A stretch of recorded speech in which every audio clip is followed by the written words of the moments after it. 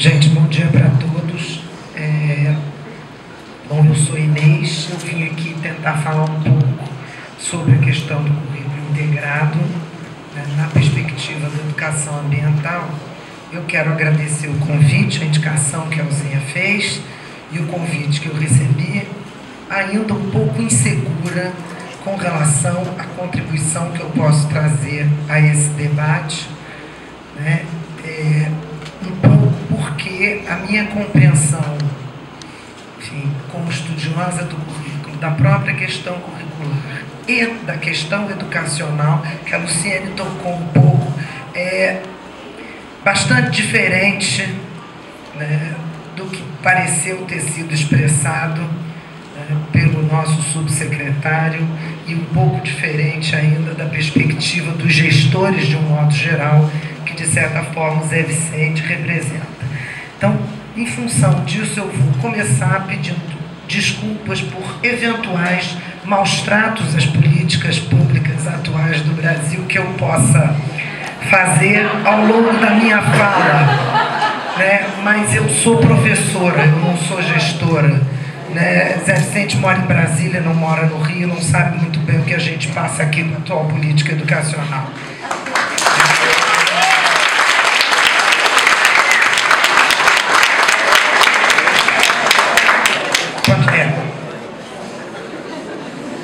Então podemos passar já para a segunda lâmina, porque esse é o título, não tem maior interesse, né? E eu vou começar me atendo ao meu tema, né, para falar aqui, que é a questão curricular. Então eu acho que vale a pena a gente lembrar como é que o nosso currículo é estruturado do ponto de vista formal, né? Oficialmente. A gente tem uma organização curricular que privilegia a fragmentação do conhecimento, Zé Vicente falou disso, né? Todo mundo sabe, né?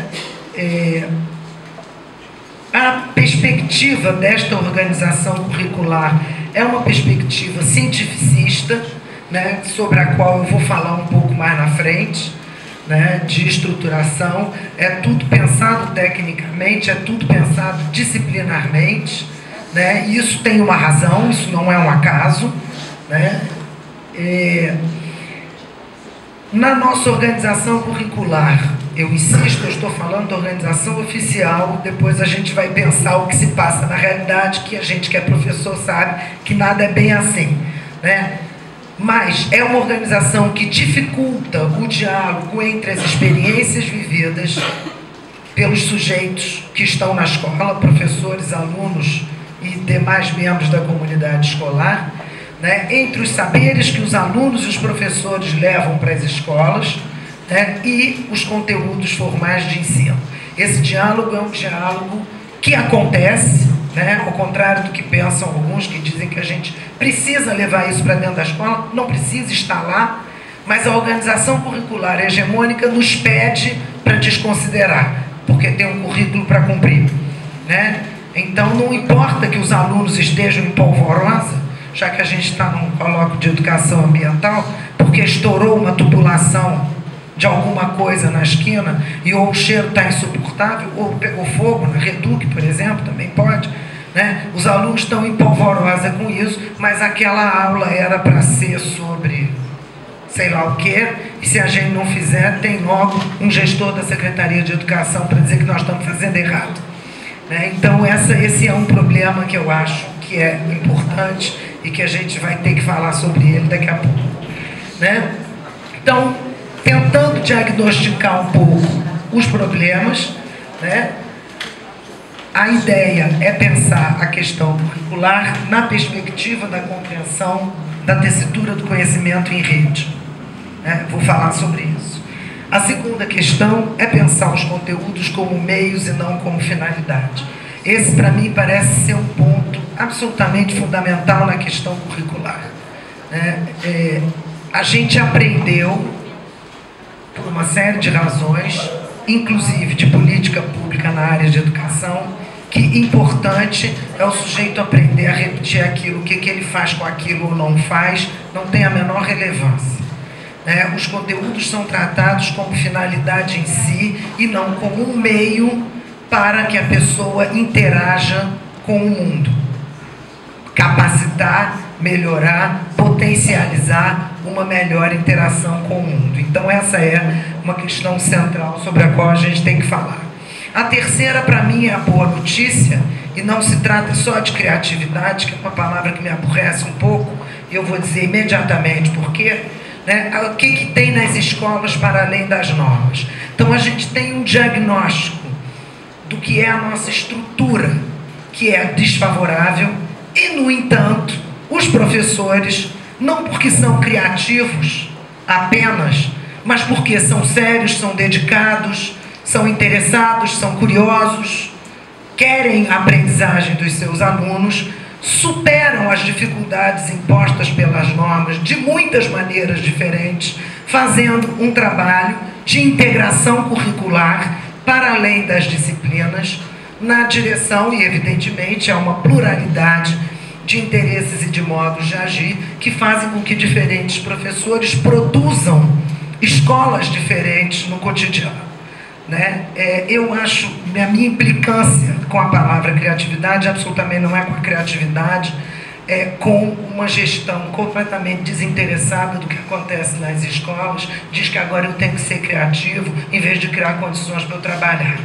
É um pouco essa a minha questão.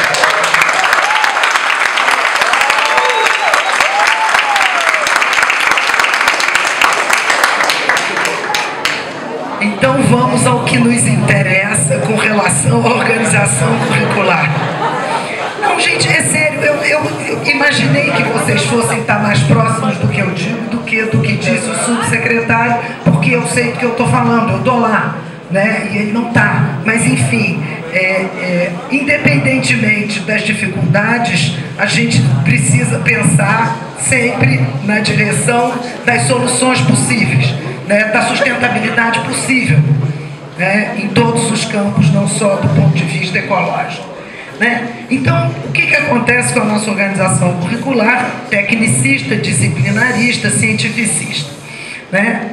Ela separa a pessoa que vive da pessoa que aprende. E aqui uma história que hoje em dia está difundidíssima. Eu, primeira vez que eu vi, a pessoa que me contou, como tendo presenciado, hoje tenho muita dúvida, porque todo mundo fala disso. Duas senhoras saindo do curso de Educação de Jovens e Adultos noturno, e uma diz para a outra assim: fulana, eu agora já entendi. Problema é aquilo que a gente tem que resolver na vida da gente. E problema são aquelas coisas que a professora manda a gente resolver na escola. É anedótico, é bacana, eu gosto muito dessa história, até porque ela provoca esse certo relaxamento, mas vamos pensar no significado disso, né? A pessoa que vai à escola, ela não consegue associar o problema colocado, né, na matemática escolar com, de fato, um problema real, porque não tem, é totalmente fictício. Embora a gente tenha aprendido na nossa formação de professor, né, que por que matemática tem problema, você não dá só arma e efetue. Não, é para aproximar da realidade. Não aproxima coisa nenhuma. Aproxima coisa nenhuma. Problema é o que a gente resolve na escola. Problema é o que a gente tem para resolver na vida.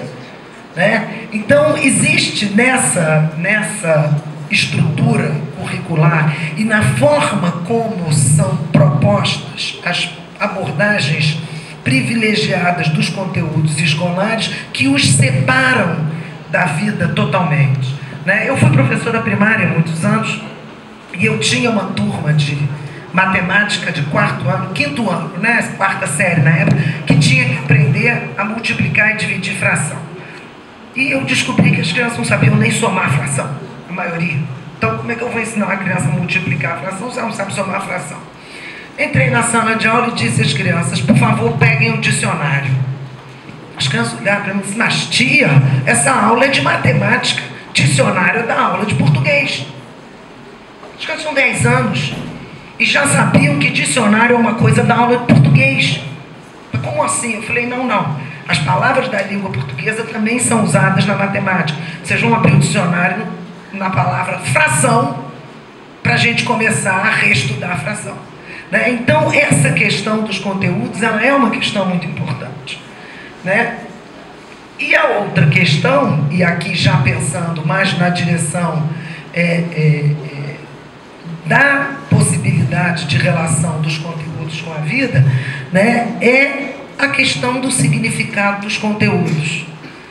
Por que a gente ensina e aprende determinadas coisas, né? E não é uma busca de nenhum tipo de utilitarismo imediatista, que se a gente, não, mas isso não serve para a minha vida, então eu não preciso aprender. Não se trata disso. Mas trata-se de compreender que aquilo que a gente aprende na escola é para usar na vida. Enfim, que é uma questão para mim absolutamente central e que não aparece muito na nossa política pública em educação em nenhum nível, né? Enfim, eu não sei, não vou entrar em detalhe, mas não aparece. Pode passar. A segunda questão que me faz interrogar a organização curricular é a ideia da tessitura do conhecimento em rede, né? Para pensar a integração curricular não como um modelo propositivo de currículo, o currículo integrado como modelo, mas os modos por meio dos quais a integração curricular se dá independentemente do que vem na proposta. Porque ninguém tem botão de desligar. O menino que aprende matemática é o mesmo que aprende física, ciências, história, geografia, português, é o mesmo que joga bola, é o mesmo que está nas redes sociais, é o mesmo que vai ver o futebol e que vai ao bar depois de uma certa idade, né? Então, o que se passa? Nós não temos um botão matemática, língua portuguesa, história, geografia, ciências. A nossa forma de construir os nossos conhecimentos, que eu prefiro dizer tecer, porque não é uma escadinha, a construção, primeiro a estrutura, depois, né, a pedra de baixo e a de cima, obrigatoriamente e linearmente, é um processo de tessitura, em que tudo aquilo que a gente aprende, que nos estimula, todas as informações que o mundo nos traz, formalmente organizadas no conteúdos escolares ou espalhadas pelo mundo, né, elas vão contribuir para formar o que a gente chama de rede de conhecimento. Então a gente não tem aquela perspectiva, pode passar, querido, arbórea, né, de que tem uma base que é para todo mundo e a escolha dos ramos, os ultra especialismos. O Edgar Morin tem uma frase que eu gosto muito, que ele diz que a força de estudar cada vez mais sobre cada vez menos, o homem vai acabar sabendo tudo sobre nada, né? Eu acho isso maravilhoso. E a ideia de pensar conhecimento, a construção do conhecimento como um processo de tessitura em rede, ela nos ajuda a compreender que, mesmo organizado disciplinarmente, o currículo sendo organizado disciplinarmente, as aprendizagens não são disciplinares, elas se dão em rede, né? E a gente que dá aula sabe disso, porque a gente percebe isso, né? Então, a gente aprende com tudo isso. Isso significa que não é possível prever nem saber em que direção uma aprendizagem vai se dar, né? O tempo não me permite desenvolver essa ideia, que como professor eu acho maravilhosa, porque isso é o seguinte: às vezes quando um aluno não aprende, não é porque a gente não sabe dar aula, ao contrário do que pensa a Secretaria Estadual de Educação, é porque a gente não conseguiu conectar com a rede, entendeu? A gente faz o melhor que pode, mas se não tem alguma coisa que permita aquele aluno estabelecer um diálogo entre o que ele trouxe e o que a gente está dizendo, não tem solução. Não tem solução. E mesmo quando a gente pensa que não sabe isso, a gente sabe. Porque o que a gente faz? A gente explica de um jeito, depois de outro, depois de outro, depois de outro. O que é isso? É a busca de encontrar conexão na rede, que já está lá. Então, não tem previsibilidade, não tem obrigatoriedade como na ideia da árvore, né? E, de uma certa forma, indica que a integração, de alguma maneira, já se dá. Basta a gente, então não precisamos fazer nada? Não é isso.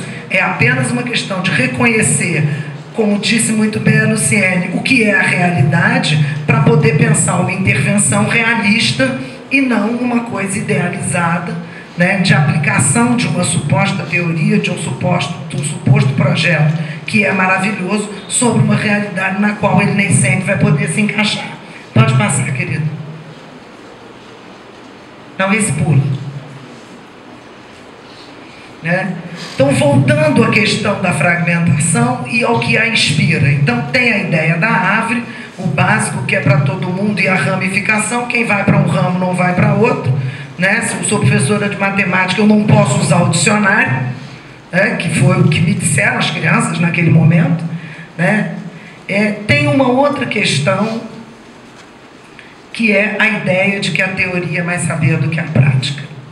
E essa hierarquia curricular, ela nos prejudica, nessa concepção de conhecimento, ela também prejudica a integração. Por quê? Porque para integrar, a gente tem que pensar em enredamento entre os diferentes. Deve a coordenação geral desse programa lá no MEC, a inserção dessa questão da escola sustentável neste programa. Porque a gente tem pedido algumas coisas e efetivamente a gente não tem sido feliz, talvez pelo pessoal lá trabalhando muito, aquele afã de atender a todos com o curso de pós-graduação lá do Censo. Eu estou inclusive finalizando a minha estada nesse programa dentro desses próximos meses, até o ano que vem, né, por um outro projeto que eu estou querendo trabalhar. Mas eu vou começar pelo final. A professora Inês, nós nos conhecemos, eu conheço a Inês da UFRJ, da UERJ, e alguns textos que alguns alunos já leram, até na minha sala, só traz alguma coisa de currículo. Então eu pego a professora Inês e tudo para as pessoas lerem, embora eu não seja um expert em currículo, né? Mas eu vou começar pelo final. E vou começar pelo pensamento do Antônio Gramsci, que diz o seguinte: é preciso atrair violentamente a atenção para o presente do modo como ele é, se quer transformá-lo. Então, a partir daí, a gente tem que ter na nossa prática o pessimismo da inteligência, sim, e o otimismo da vontade. Antônio Gramsci, tá? É por aqui que eu vou trilhar toda a minha fala sobre essa questão que está colocada aqui. Então, eu inicialmente diria: pensar um programa de escola sustentável no Brasil. Ora, pensar um programa de escola sustentável no Brasil, na realidade, quem executa a política, quem é o autor da política, vai com otimismo, muito mais com o otimismo da vontade do que o pessimismo da razão. E o pessimismo não é aquele pessimista de uma ideia que não pode ser executada, não pode ser transformada. Aliás, nós que trabalhamos com educação, nós temos na nossa cabeça, no nosso dia a dia, a seguinte pergunta que nós fazemos todo dia que saímos de casa: será que é possível transformar? Essa pergunta está constante na nossa cabeça. E como transformar e que direção transformar? Então, nós temos que encarar um pouco, né, a perspectiva de avançar a partir do pessimismo da inteligência, naquilo que efetivamente é o nosso objetivo, e proporcionar à população uma escola realmente sustentável, que nós até agora não temos. Nós temos um país que é para poucos. Nós temos uma escola que é para poucos. Tanto que a colega que me antecedeu aqui, que faz um trabalho maravilhoso na Teófilo Moreira da Costa, eu trabalhei nessa escola há 25 anos atrás, não sou tão jovem assim, não é? Eu fui professor de matemática dessa escola em Vargem Grande. Eu estou vendo, eu moro próximo, né? Eu moro em Jacarepaguá. Eu estou vendo aquela região ser altamente devastada pela especulação imobiliária. Então eu fico me perguntando, quando eu vejo isso aqui, como é que eu vou confrontar, né, uma política pública para atender a todos, né, a uma parcela da população, com a escola sustentável em espaços que estão se tornando insustentáveis diante do processo econômico. Porque é uma perspectiva que a gente tem que levar em conta. Como é que eu vou contrapor a isso? Aí quem executa a política, como contrapõe? Quais são os interesses? É por aí que a gente pode iniciar um processo de transformação. Ou seja, nós vamos iniciar um processo de transformação a partir do momento que a gente vai contrapor esses interesses. Mas como? De que forma? Em que situação? Em que circunstância essa modificação se dá? Bom, continuando aqui, eu diria o seguinte: transformar esse programa numa política de Estado. Tal qual ele está formatado, ele coloca três questões, três eixos centrais, que são os eixos que estão aqui permeando, não é? É o prédio escolar, é o currículo e a gestão. E aí nós vamos passar para a gestão da escola. A gestão da escola hoje, eu que tenho uma certa vivência nisso aí, vivenciei gestão, inclusive na universidade. Aliás, vou abrir um parêntese aqui. Eu estava conversando com dois ex-alunos aqui, ex-alunos meus de licenciatura que estão aqui nesta sala. Eu estava dizendo o seguinte: e a universidade sustentável, né? Porque se a gente for à Faculdade de Educação da Universidade Federal do Rio de Janeiro, dá pena.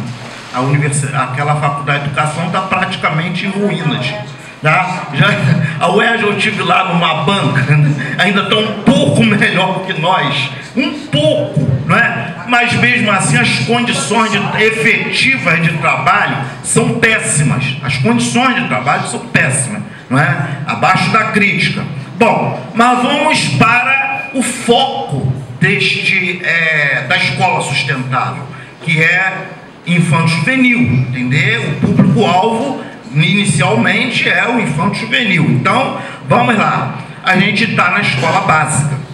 E aí eu diria que a situação das nossas escolas básicas, na grande maioria, é de péssima qualidade. Eu tenho aqui uns dados colocados que não é dado de nenhum setor de esquerda, não é de nenhum sindicato, não. Secretários de educação, não é? Houve um levantamento da Undime e secretários de educação colocaram o seguinte: o grande problema das escolas administradas na grande maioria dos municípios é a questão da infraestrutura, que não tem. Então, diz lá o seguinte: dos secretários, 3.410 municípios, dos secretários em si, dá 61%, né, do total do país. Então, veja bem, 24% apontaram a insuficiência na infraestrutura, a dificuldade de conservação dos prédios, né, como os principais problemas da rede municipal. Eu não trouxe aqui nenhuma transparência, eu não trouxe nada, eu trouxe mais, eu montei, foi um texto sobre essa questão, né? E escolas de várias regiões do Brasil, isso é dado novo, em situação crítica, que é falta de saneamento básico, tem problema com água potável, principalmente nas escolas da zona rural, tá?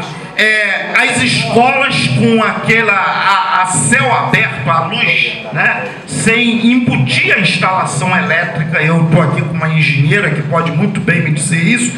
Então nós temos este problema que perpassa o dia a dia das nossas escolas públicas no país inteiro. Ora, eu diria que nós temos que pensar uma questão. Nós estamos entre as 10 maiores economias do mundo. E nós chegamos ao início do século XXI ainda com isso. Quer dizer, a escola que eu trabalhava, eu vim da escola pública, tá? Fui professor de escola pública. A escola que eu trabalhava na década de 80, que as condições de trabalho eram péssimas, eu hoje, por conta de pesquisa que eu realizo, Eu vou às escolas, a situação continua a mesma. A situação, quer dizer, a debacle é a mesma, nada mudou. Mudaram-se as políticas, algumas de muito bem intencionada, mas que do ponto de vista da prática cotidiana, porque nos impingem determinadas metas que nós temos que cumprir. O programa, eu não vi uma meta de curto, médio e longo prazo para atingir a sustentabilidade. Eu não vi, pelo menos até onde eu alcancei nos documentos que eu li. Eu não vejo uma meta. Para nós não, né, Inês? A gente tem uma meta lá, tem que produzir tantos textos por ano, aquelas coisas que a gente faz, tem que fazer, toda hora nos exigem isso. Agora, as metas dessa, né, para atingir a sustentabilidade, elas são inexistentes. Eu, particularmente, busco uma explicação para isso, embora seja hipótese, eu não tenho, seria até uma leviandade falar que afirmar uma coisa que eu ainda não testei na prática. Mas eu estou partindo de uma hipótese que, na hora do confronto, da relação entre determinados segmentos da sociedade e a manutenção da sustentabilidade, rompe-se a sustentabilidade em detrimento de determinadas questões que se passam no mundo econômico, e a especulação imobiliária de Vargem Grande, para mim, que eu passo por lá quase sempre, ela é um termômetro para essa hipótese. Essa é uma questão. Aí eu vou ao professor sustentável. Então agora nós vamos ter que criar na escola um modelo de professor que tenha todas as características para inserir um programa que, do ponto de vista da intenção, ele não é ruim. Tá? Agora, vamos ao professor sustentável. Então, esse professor, eu fui escrevendo algumas coisas aqui, além da situação dos prédios escolares, que é claro que não dá para fazer escola sem professor, que é um professor hoje precarizado. O trabalho docente hoje é precarizado. O professor se inserir neste projeto, ele tem que largar metade do trabalho que ele faz em outras escolas. Ele tem que ter uma dedicação exclusiva à escola pública, se é que queremos fazer uma escola pública. E para isso entra uma série de problemas que passa pela questão salarial. Eu não sou mais sindicalista, eu não vou falar de salário, pulo salário, vamos falar das condições de trabalho, tá? Que esse é o mote que aponta, né? Então as condições de trabalho efetivamente são muito ruins. Os deslocamentos que os professores fazem com o nosso sistema público de transporte quer de carro, quer usando o transporte coletivo, é quase que uma aventura diária. Nós viramos alpinistas dentro dos ônibus ou dentro dos nossos automóveis. Nós temos que fazer altas bravuras para chegar naquele horário. Há deslocamentos que demoram, em média, eu lá na universidade, a minha disciplina, uma das disciplinas que eu trabalho é profissão docente. Tá? Hoje estou lá de noite. Então, um deslocamento mínimo leva 2 horas. Hoje eu levei 2 horas da minha casa em Jacarepaguá até aqui. 2 horas de viagem para chegar aqui, de automóvel. Que se eu viesse de ônibus eu não chegaria, talvez estivesse chegando agora. Então, então nós temos que o mecanismo do projeto, da proposta é essa. Agora, temos barreiras para romper. O José Vicente representando o Ministério da Educação, que é a relação entre o MEC e os municípios. Os municípios têm autonomia. E aí, quando a gente vai falar da gestão, a gestão da grande parcela dos municípios brasileiros não é uma gestão democrática a partir do momento que a escolha não é feita pela comunidade escolar. Há municípios no Brasil e aqui no Rio de Janeiro, aí eu trabalho, estou à frente disso aí, estou vendo que gestores sequer são da rede. Eles são escolhidos a partir de um político, de um cacique político da área que é colocado na escola e ele vira o marionete daquele político, e muitas das vezes, para implementar um programa desse na escola, ele é um fator de dificuldade.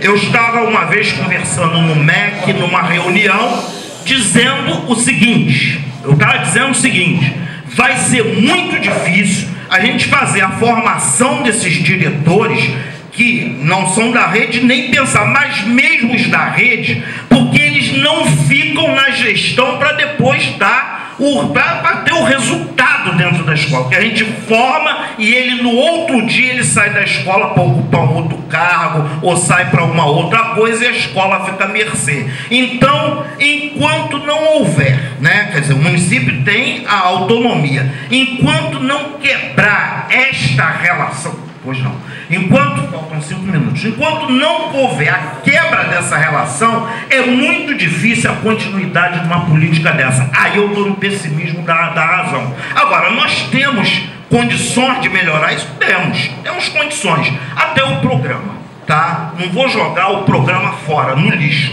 mas, evidentemente, passa pela eleição de diretores, né? Uma nova forma de escolha de diretores. Macaé acabou de ter uma solução inteligente. Ele misturou a escolha com a competência técnica. Pronto, todos foram chamados a fazer uma avaliação, uma certificação, fazer um curso de capacitação de diretor de gestão escolar e depois aí se credenciariam para ser diretores de escola. A gente, só para encerrar, a gente ainda lidar com alguns problemas muito graves das próprias secretarias de educação. O FRJ entrou no Pradime, no programa do Pradime, e no relatório final da gestão que nós acabamos de produzir, nós percebemos que dos 49 secretários que eram cursistas do Pradime lá na UF, professores da UFRJ, gente até da pós, nós de 49 que vieram fazer o curso de extensão, era um curso, uma forma de debate e tal, só 9 conseguiram se credenciar neste curso, secretários de educação. E além disso, vários secretários de educação, eu tenho isso no meu computador, tem pendrive, tem vários secretários de educação sequer escrevem uma linha sobre uma discussão em educação. Vários. Então eu tenho falado isso na minha turma, eu tenho tornado isso público, porque na realidade a gente tem que desvendar essas coisas. Enquanto a gente manter isso dentro dos bastidores, não há a mínima condição de avançar, não é? A gente não tem a mínima condição de avançar. E sabemos perfeitamente que a engenharia política aqui no Brasil, que é essa relação incestuosa entre legislativo e executivo, e entra no pool, na negociação dos partidos, e eu falei para um prefeito o seguinte: por que você não blinda a educação? Tira a educação da jogada, coloca, estabelece critério para você ter um secretário. Não posso, porque a minha base político-partidária na Casa Legislativa não me impede disso. Então, eu acho que são elementos cruciais para se avançar num tipo de projeto a que o MEC está se propondo, Zé Vicente. Eu acho que a gente tem que rever um pouco essa questão. Eu não vou mais me alongar, eu deixo isso para o debate. Muito obrigado, desculpa por não ter trazido aqui o...